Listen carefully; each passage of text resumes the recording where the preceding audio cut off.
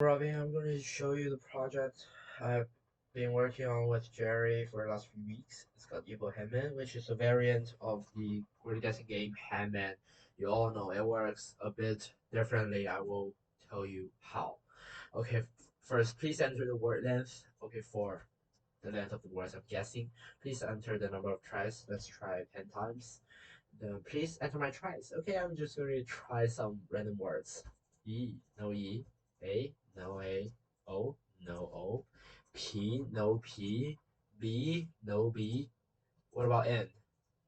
What about C? Okay, the game isn't giving me any letters yet. Let's see how the game runs. So here we can see word list. So unlike the original Hangman, Evil Hangman isn't choosing a word in the very beginning of the game. Instead, it's actually going to choose the words toward the end of the game. So when I guess a word, the system is going to see if the word appears in 50% or more of the words in the word list. And if it doesn't appear in most cases, it will say there is no such letter in the word, and the letter will actually get eliminated, which means that all words with a letter will be kicked out.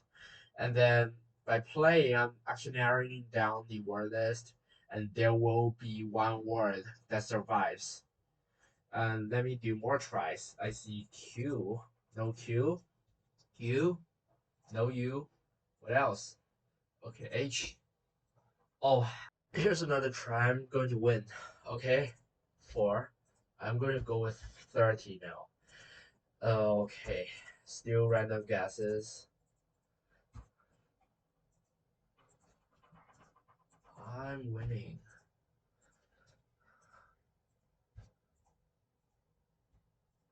Oops, I should let you see the windows. Let's try B. No B. I see F. I see J. I see H. Oh, there is H. I see T. Oh, there is T.